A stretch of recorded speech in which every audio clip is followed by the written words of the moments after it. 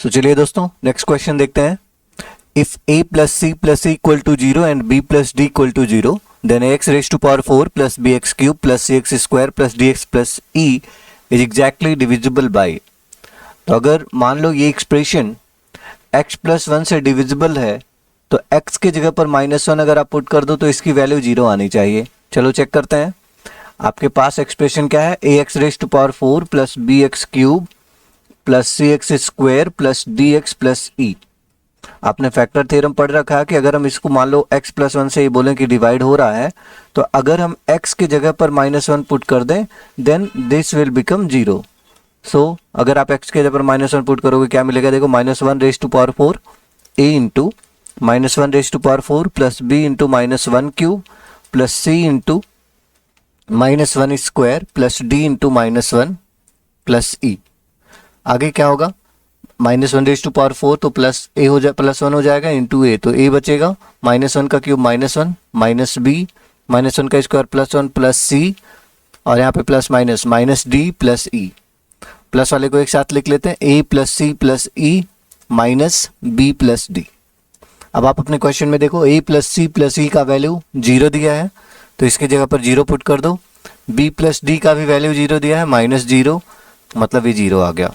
सो अगर इस एक्सप्रेशन में x की जगह -1 पुट करने पर 0 आ गया so this expression will be divisible by x plus 1। चलो x -1 से देखते हैं कि x -1 से भी डिवाइड होगा। तो अगर कोई भी एक्सप्रेशन x -1 से डिवाइड है, फिर से देखते हैं वाला एक्सप्रेशन क्या है, ax raise to power 4 plus b x cube plus c x square plus d x plus e. अगर ये डिवाइड है x -1 से तो x की जगह पर यू कैन पुट 1, तो अगर x की जगह 1 पुट करेंगे तो a बनेगा, यहाँ पे plus b plus c plus d plus e। अब a प्लस सी प्लस ई को एक साथ रख लो क्योंकि a प्लस सी प्लस ई का वैल्यू दिया है, प्लस b प्लस d को एक साथ, इसका भी वैल्यू 0 इसका भी वैल्यू 0, तो 0 प्लस 0 इक्वल टू 0 आ गया, मतलब x -1 से डिवाइड है। तो ये एक्सप्रेशन x प्लस 1 x -1 दोनों से डिवाइड हो रहा है, इस वजह से इसका आंसर हो जाएगा बोथ 1 एंड 2। क्लियर? उम्मीद करता हूं समझ आया होगा। नेक्स्ट क्वेश्चन देखिए और इस क्वेश्चन को एक बार आप खुद से पॉज करके ट्राई करो सॉल्व करने का। मैं उम्मीद करता हूं आपने किया होगा। चलिए देखिए क्या कह रहा है, if alpha minus beta alpha and alpha plus beta are the zeros of the polynomial f x equal to x cube -3 px square plus q x minus r then which of the following relations is correct. तो इनमें से कौन सा relation correct है ये आपको बताना है। तो अब अगर 3 जीरोज हैं अल्फा माइनस बीटा अल्फा और अल्फा प्लस बीटा, तो सबसे पहले आप सम ऑफ जीरोज पता कर लो। भाई आपके पास एक्सप्रेशन क्या है, x cube -3 px square plus q x minus r, इसकी जीरोज हैं अल्फा माइनस बीटा अल्फा और अल्फा प्लस बीटा। तो हम पहले सम ऑफ जीरोज पता कर लेते हैं, alpha minus beta plus alpha plus beta equal to क्या सीखा था आपने, -b बाई ए, मतलब -b by minus plus 3p upon 1। तो यहाँ पे देखो बीटा से बीटा कैंसिल, 3 अल्फा का वैल्यू आ जाएगा p, this means alpha equal to हो जाएगा p, क्योंकि 3 से 3 कैंसिल हो गया तो अल्फा का वैल्यू आ गया p। ये क्लियर है, ये समझ आया होगा आप लोगों को।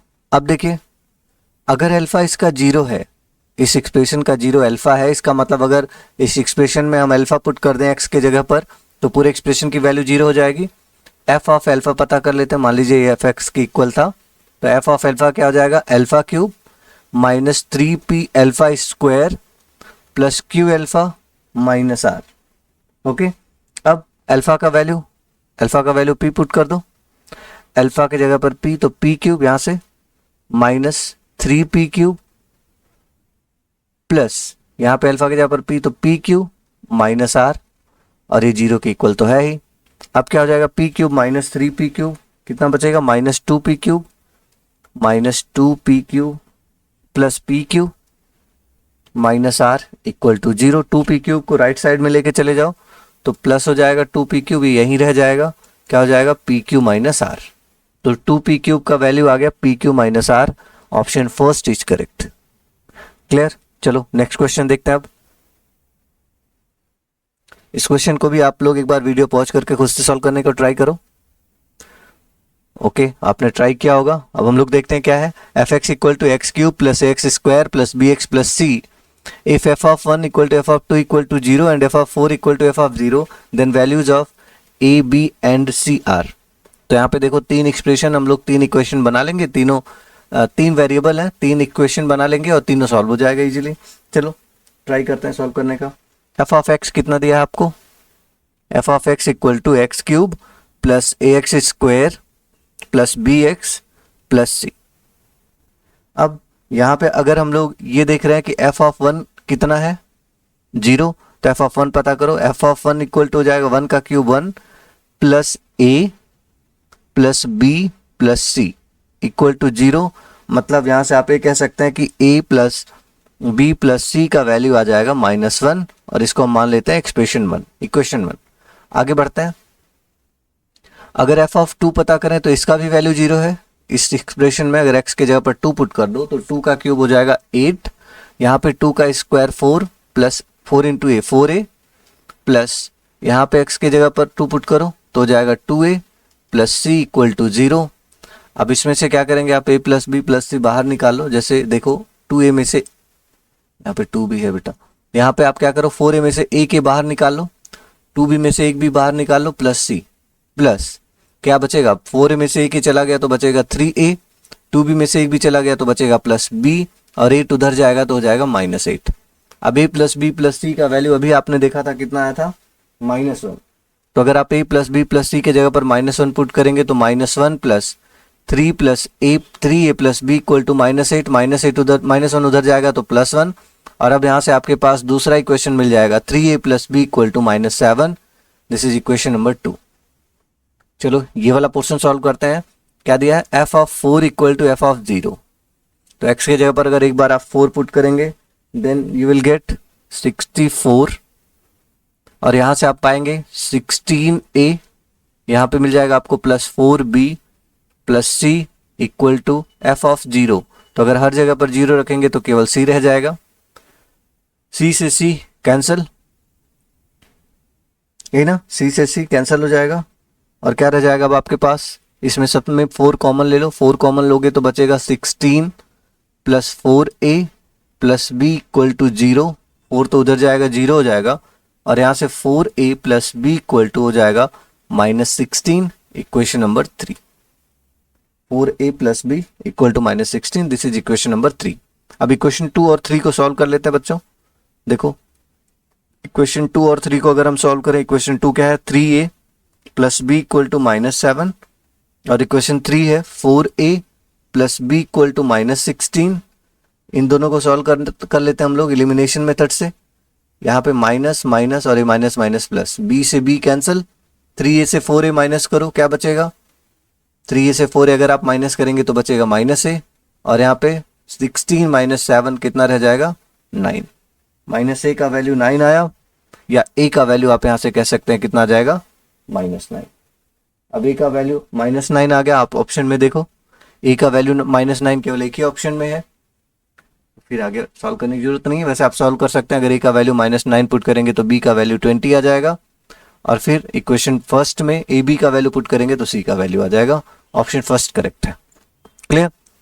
चलिए नेक्स्ट क्वेश्चन देखते हैं क्या कह रहा है। If on dividing x cube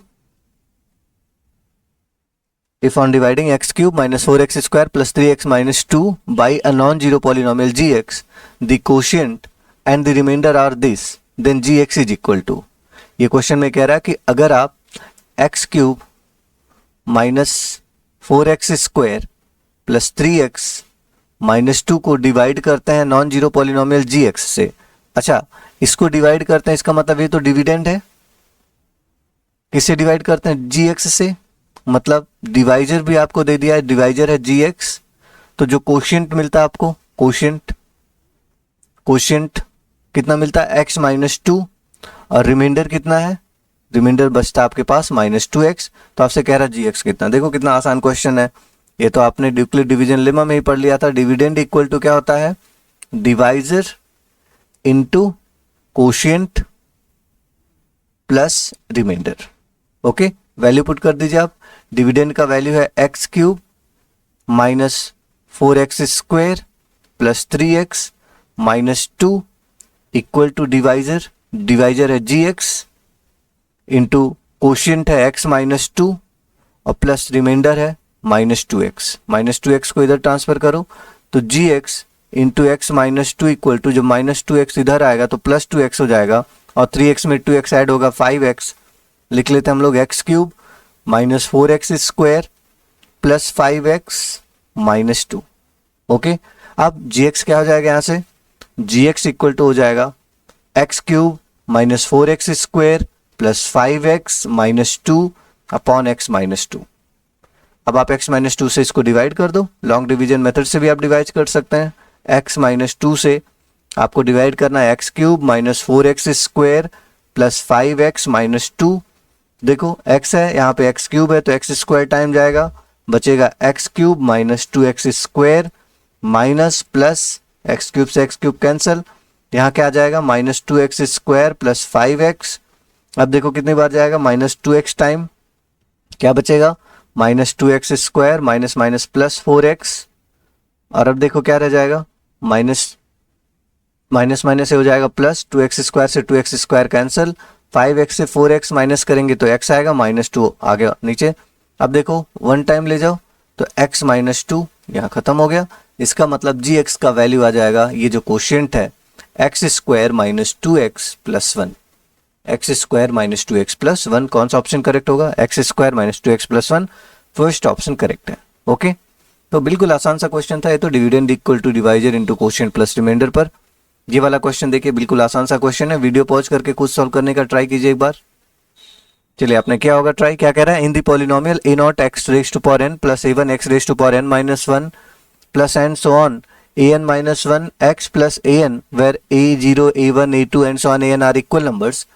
अब a zero a one in सबको जीरो के इक्वल दिया है, और लास्ट में मतलब ऐसे a zero a one a two इसके पहले क्या रहा होगा ए एन माइनस वन रहा होगा, इसके पहले ए एन माइनस टू, इस तरीके से इन सब की वैल्यू जीरो दिया है।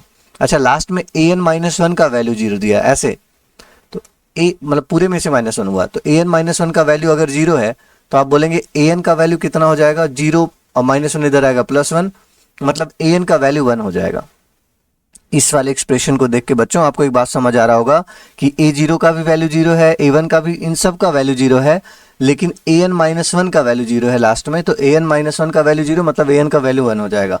अब इस एक्सप्रेशन में वैल्यू पुट करो, ए जीरो की वैल्यू जीरो पुट करोगे तो ये खत्म, जीरो हो जाएगा, ए भी जीरो, ये सारे टर्म्स जीरो हो जाएंगे, बस लास्ट में क्या रह जाएगा ए एन रह जाएगा, f of x equal to रह जाएगा ए एन, और ए एन का वैल्यू कितना है one, f of x equal to one आ गया। अब पूछ रहा है किस टाइप का पॉलिनोमियल है, आपको पता है एक नंबर है, एक कांस्टेंट नंबर है, तो ये पॉलिनोमियल हो जाएगा कांस्टेंट पॉलिनोमियल, ऑप्शन 3 करेक्ट होगा। ओके ओके फिर थैंक यू।